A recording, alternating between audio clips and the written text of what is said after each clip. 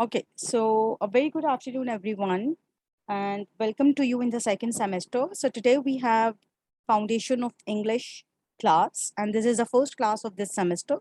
So I want to share with you the course outline so that all of you have an idea that what topics we will be doing and studying in this semester. So let's start.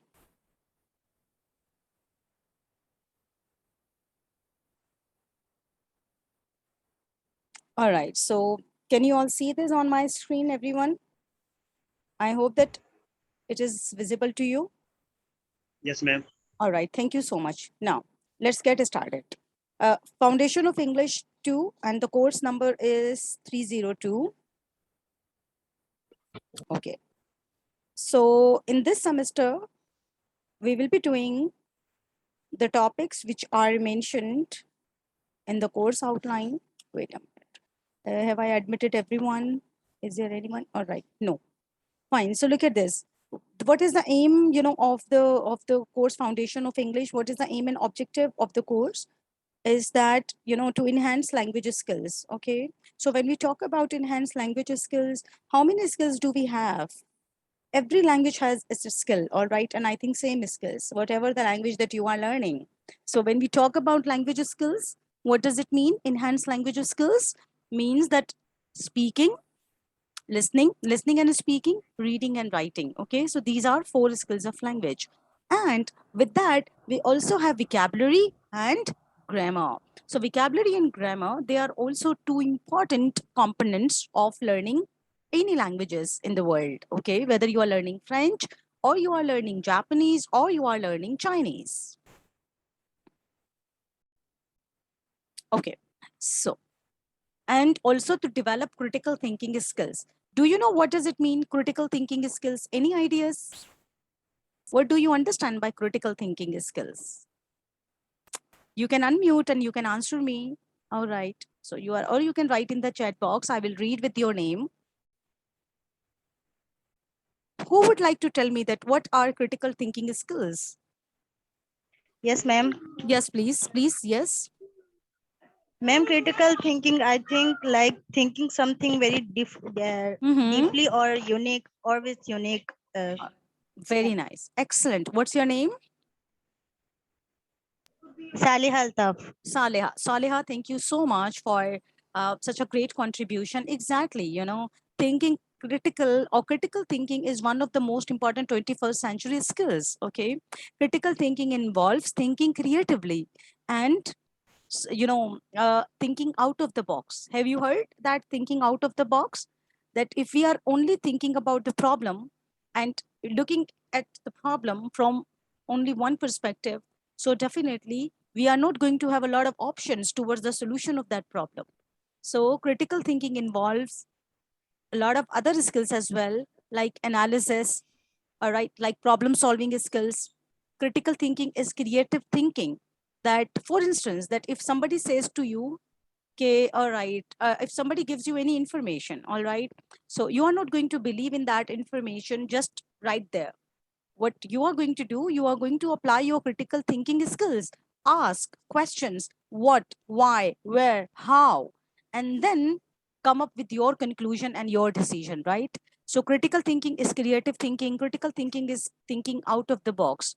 We can see critical thinking applied in all industries, in all walks of life, whether it's our personal life or it's your professional life or it's your academic life. Those who are critical thinkers, they are more successful, they have more opportunities. Why? Because they bring new things. Okay, nobody wants to hear and nobody wants to follow the old methods. Things are changing. So I will be doing some activities related to critical thinking, and then you will have a better idea. Then we have contents. What is the content we have in this semester to study? We have phrase, clause, and sentence structure. I am not sure that whether you have heard this before, and if you know this, so a little bit of idea you must have, but we are going to study in detail. Then we have reported speech, reported speech, direct and indirect speech, and then we have modal verbs, right? So these are three topics related to grammar, the grammar topics that we have to cover in this semester. Then oral communication skills, listening and speaking. So I will take the advantage of this, online class, and then I'll ask you some questions. I will bring some discussions in the classroom, so in which you can participate, and you can also practice your oral communication skills, like comprehend and use English inside and outside the classroom for social and academic purposes, right? So, for instance, when you are meeting everybody, when you are meeting each other every day, so how do you speak in English? How do you communicate in English, right? Or do you just speak in your own native language, like Balochi, right? So, when you are meeting each other, the first day university opens and you are meeting with each other. So, all right. Okay. So how do you communicate? What language is the language of communication normally, right? I think that many of you being despite being the students of English department or English as your major, I have heard that you mostly use Urdu or your mother tongue, whether it is Balochi, in your communication. Am I right, guys? Right in the chat box. Okay, Sindhi. All right. So, when you see your class fellow, classmate, she also speaks the same language. So you just talk in Sindhi, all right? Or maybe you talk in Balochi.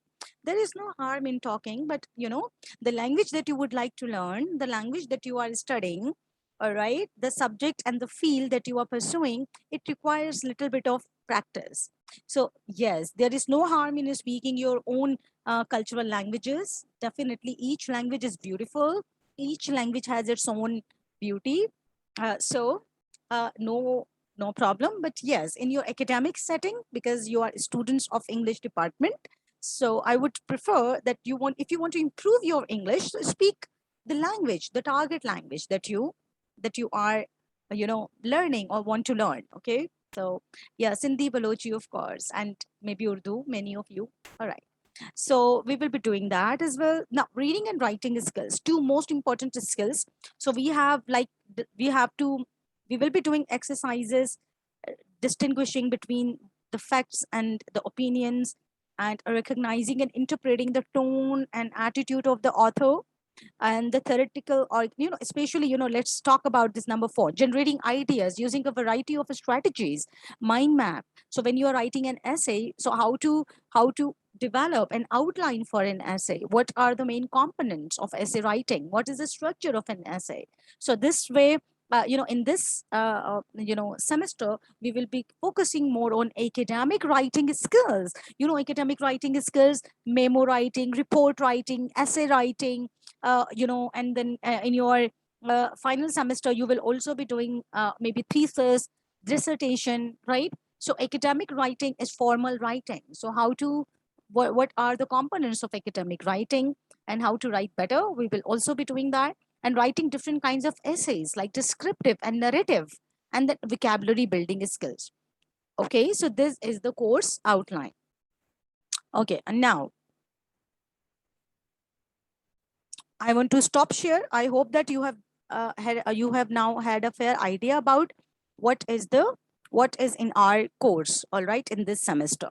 So let's get started with our first topic today. And our first topic today is, do you remember what was the grammar topic at the top of the course outline? Are you with me? So if you were with me, you would remember there what was the topic at the top. Phrase. Tahir. Yes, exactly. Deepak. Very nice. I'm very happy that you are here and you are with me. So let's get started. Fine.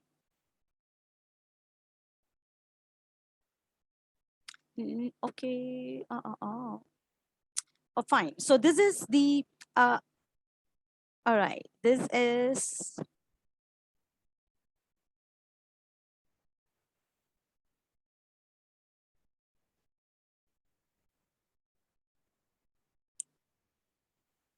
okay. So this is the question first. What is the difference between a phrase and a clause? All right. Do you know, or have you heard these terms before? Or do you know anything about this? Please write in the chat box. I will read with your names, or you can unmute and speak. Okay. And don't Google this, please. If you already know this, please share. If you don't know, it's perfectly fine. Yeah. So what is the difference between a phrase and a clause? Or have you heard the word close before this? All right. Have you ever heard? Okay, phrase means sentences. Zarish is saying, Mariam is saying, no, I think this is first time that you are hearing this. You are listening to this. Less combination of words called phrase. Phrase is a short sentence. This is Alifia. All right. Okay. Thank you so much. Good responses. It makes contrast between sense. Okay, Shazmeen. All right. Fine. So what is a phrase and what is a clause? We will discuss that. In the next slide, I have another question for you. What makes a good sentence? All right. Or what makes a good sentence, and how do we use different types of sentences in our daily writing? Have you had any ideas? All right. I mean, do you do creative writing? You know what is creative writing? Writing on your own. Okay. So I'm not talking about writing something that you have memorized before or you have already memorized. Okay. Writing something that is creative in your own words. Okay, Deepak is saying that a phrase is a meaningful sequence of two or more words. They work as a unit in a sentence. It contains neither a subject nor a verb, or it is not a complete sentence itself. Deepak, thank you so much. It is a very good definition, which I assume that you may have taken from some sources and which is correct. Okay, so I will come to this question later. Let's go to this. What is a phrase and what is a sentence? Okay, so phrase, first look at this, my right hand side, maybe your left hand side. So you see, what is a phrase? A phrase is a small group of words that adds meaning to a sentence. A phrase is not a sentence. Okay, in other words, a phrase is a group of words, group of words. For example, if I say in the class, right? So in the class, there are three words in the class. In preposition, the determiner, class is noun. In the class. So in the class is a group of words that tells us something, but it is incomplete. The concept is incomplete, right? Misbah is saying group of words that has just subject and a verb is known as a clause. All right. So you are telling me the definition of a clause. All right. So right now I'm explaining you phrase. Okay. So keep in mind, a phrase is just the group of words, may have a preposition or a determiner or a noun, but it is incomplete. It doesn't give us the complete, convey the complete thought and an idea. अच्छा, complete होने के लिए इसको क्या चाहिए? It requires a subject and a verb. When we provide it a subject and a verb, it becomes a sentence. Okay. For example, in the class. अगर in the class से पहले मैं लगा दूं I am in the class. Now, this sentence, this becomes a sentence. Now, in the class is in the context. All right. So after providing a subject and a verb, it becomes a sentence. Now it gives us the complete thought and an idea that what we mean to say. I am in the class. We are in the class. We are studying in the class, right? So there may be phrases and different kinds of phrases that we may have in a sentence, like the information age. So look at this, the information age. What does it mean? It is just group of words. It does not convey the complete thought and idea, right? Earnest in her desire. Earnest, right? Earnest ka matlab hota hai very passionate, very serious about her desires. Much too quickly to see clearly.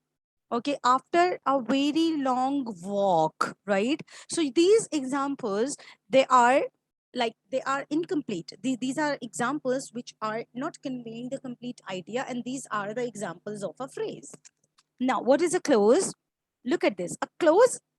Okay, then I will tell you the difference between a sentence and a clause. In other words, we can say a sentence and a clause, they both mean the same, because when we talk about a sentence or a clause, it means that a clause is a sentence or is a part of a sentence that contains a verb, all right, and also a subject. So it has a subject and a predicate, right? A typical clause consists of a subject and a predicate. Predicate के अंदर क्या आ जाता है? Verb आ जाता है.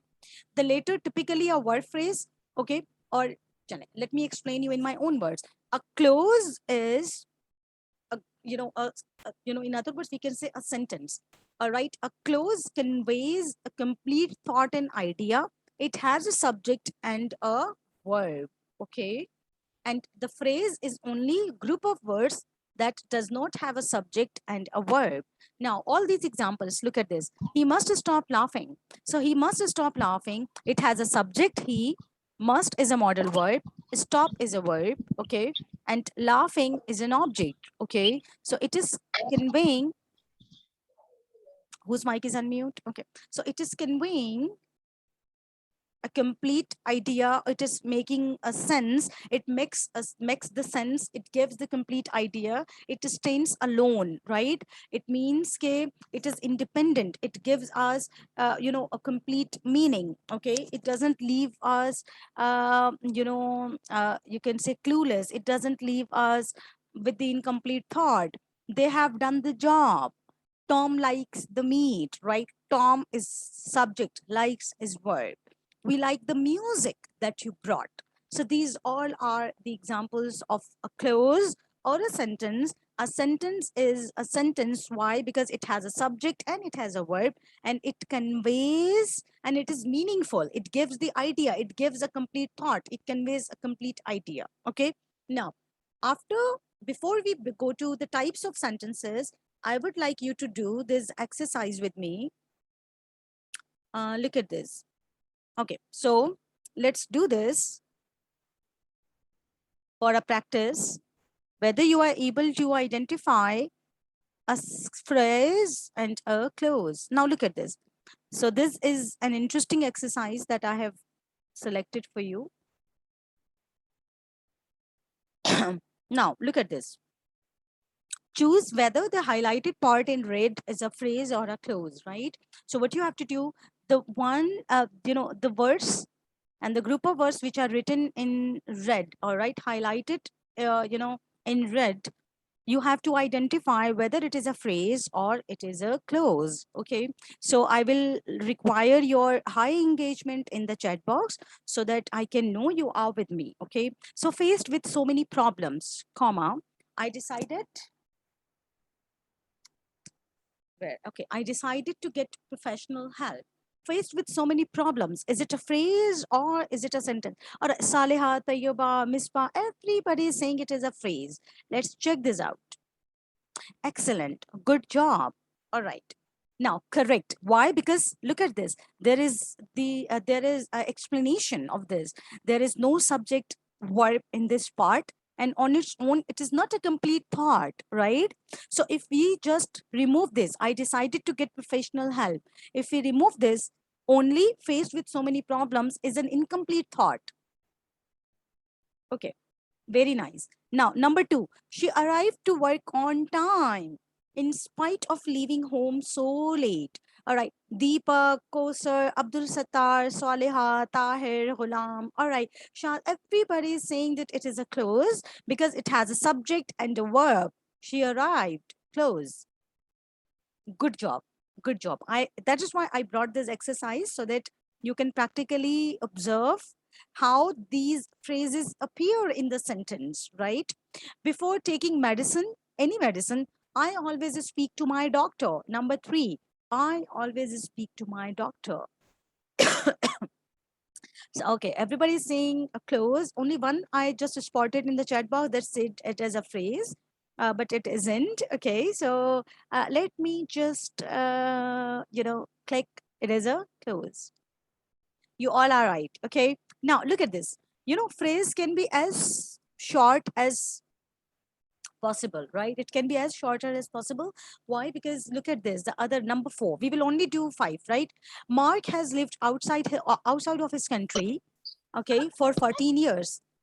Now, for 14 years, what do you think? For 14 years, for 14 years is a clause or it is a phrase? Sufyan, Gul, Fatima, Alfia, Jay Kumar, Deepak, Tayyaba, everybody is saying it is a phrase. Excellent. You are right. Why? Because there is no subject in word. All right. So for 14 years, only 14 years is incomplete. I mean, if you say 14 years, it is, people would wonder, what does it mean? Unless and until you use this in a sentence. Okay. Now, number 5, this is going to be the last one, and then we will move forward. In the morning, it's best to get up early. Number 5 is close. Fiza, Saliha, Ashfaq, all right, Muqaddas Qasa, Mubin Abdul Satta, everybody is saying that it is a close. Nice.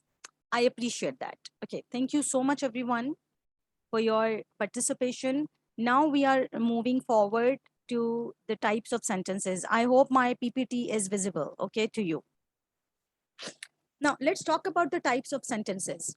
Okay, in the previous the previous slide, I asked you what makes a good sentence and how do we use different types of sentences in our daily writing. Okay, so just think of, as I always say, that if you have been practicing writing on your own or creative writing, not just memorizing the facts, okay, or memorizing the content. Normally school level पर ये होता है कि आप याद करते हैं और उसको लिख देते हैं. So of course this is not going to help you, but when you sit and write on your own, जब आप खुद से लिखते हैं, so of course you need the proper understanding of the kinds of sentences. Okay, and this is a step, this is the first step towards making you an independent writer. Okay, because everybody wants to have the good command on writing. What if you become teachers in future? What if you become and join any industry where you are required to write reports, daily reports, you are required to write presentations, you are required to give presentations. Okay, so how will you do that? Fine. So this is these are the topics when you study and you apply practically in your learning and in your day-to-day life, in your writing and your speaking. It helps you becoming an independent speaker and an independent writer. Okay, so now let's go ahead. Let's talk about the types of sentences. We first have a simple sentence. You know, what is a simple sentence? A simple sentence consists of only one clause. One clause. It means that a simple sentence has at least one subject and a verb, right? Okay, look at this. These are the examples on my screen. Joe waited for the train, right? This is a simple sentence. Why it is a simple sentence? Because it has a subject, one subject. Joe, it is a subject. It has a verb, waited. For the train, we can say it is a phrase that is, providing us more information about the subject and about the action. That Joe waited. Why did he wait? He waited for the train. Okay. Now, the next sentence, the train was late, right? So it is not necessary that the verb is always action verb, all right? Verb can be an auxiliary verb, okay? For example, the train was late. So here, the train is subject and was is a verb. Okay, now look at this. The other sentence, and I want you to be with me and tell me that Mary and Samantha look took the bus, right?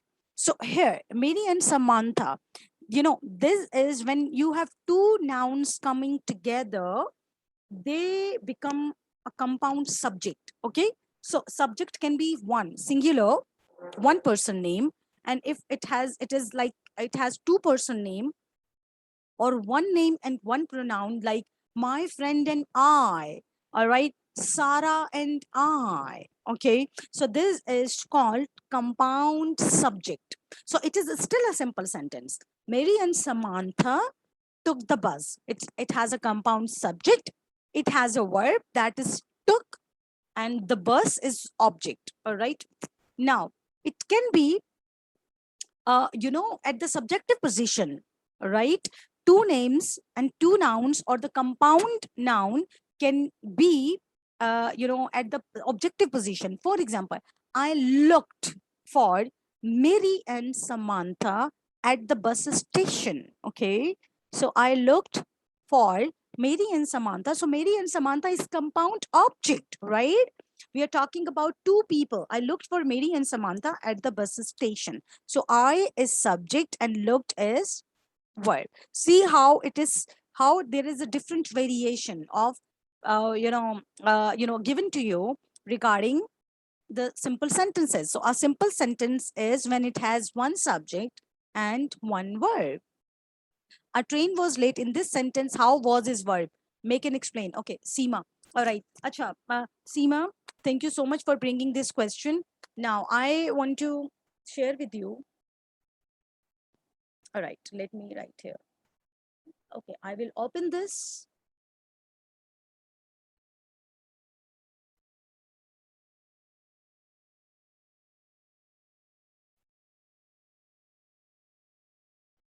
Okay, now.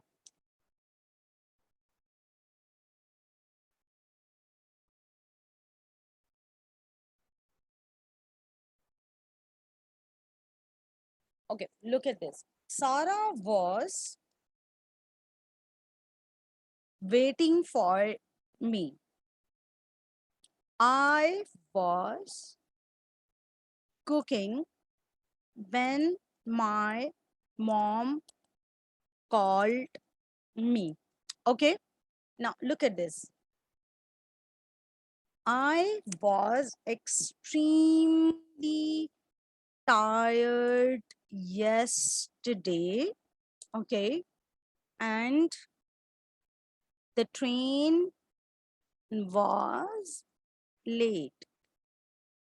She was uh, very, she was very active in the session. All right. Now, Seema, as you have asked me this, that why was is a, yeah, why was is, how can it be a verb, right? Remember that we have two types of verbs. One is we have, this is, this was here.